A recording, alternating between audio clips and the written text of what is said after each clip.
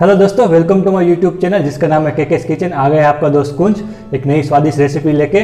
तो आज हम बनाने वाले हैं वर्मिसेली पायसम, एकदम साउथ इंडियन ऑथेंटिक स्टाइल में, जो बहुत ही ज़्यादा हेल्थी और है, टेस्टी भी है। ठीक है, चलो दोस्तों शुरू करते हैं बनाना।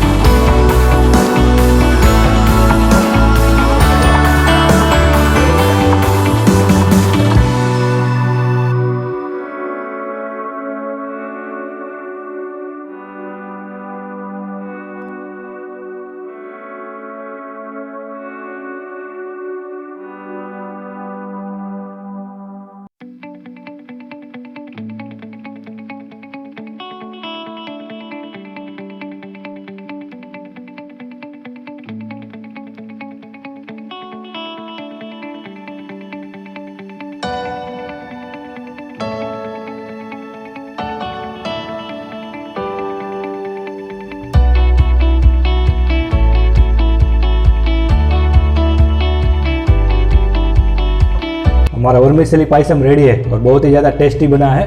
आप भी ज़रूर बनाइए अपने घरों में और कमेंट्स में मुझे बताइएगा आपको ये रेसिपी कैसी लगी। ठीक है, अगर आपको ये रेसिपी पसंद आई तो लाइक करिए, शेयर करिए और सब्सक्राइब करिए मेरे चैनल को।